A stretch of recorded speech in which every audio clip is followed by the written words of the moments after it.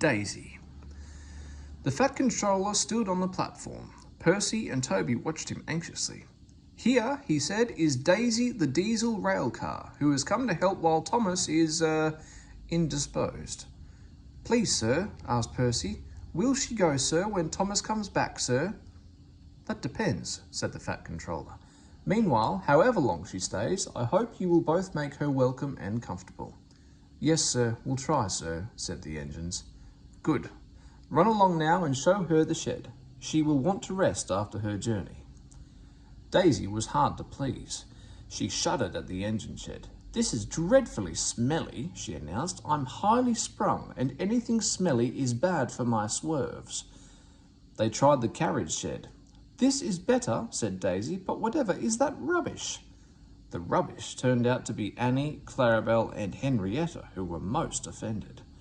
"We won't stay to be insulted," they fumed.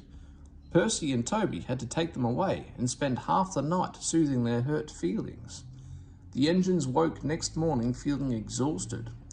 Daisy, on the other hand, felt bright and cheerful. You, she tooted as she came out of the yard and backed to the station. "Look at me," she purred to the waiting passengers. "I'm the latest diesel, highly sprung and right up to date. You won't want Thomas Bumpy, old Annie and Clarabelle now." The passengers were interested. They climbed in and sat back comfortably, waiting for Daisy to start.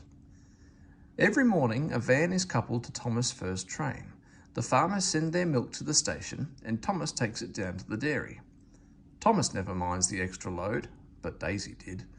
As soon as she saw that the van was to be coupled to her, she stopped purring. "Did they expect me to pull that?" she asked indignantly. "Surely," said her driver, "you can pull one van." "I won't," said Daisy. "Percy can do it. He loves messing about with trucks." She began to shudder violently. "Nonsense," said her driver. "Come on now, back down."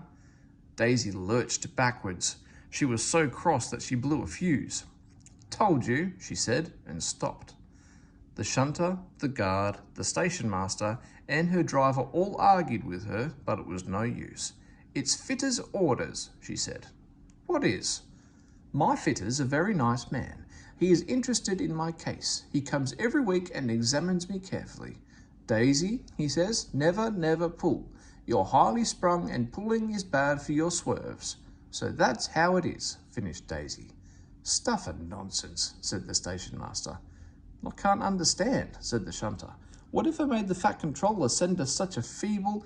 "Feeble?" spluttered Daisy. "Let me..." "Stop arguing," grumbled the passengers. "We're late already." So they uncoupled the van, and Daisy purred away, feeling very pleased with herself. "That's a good story," she chuckled. "I'll do just what work I choose and no more." But she said it to herself.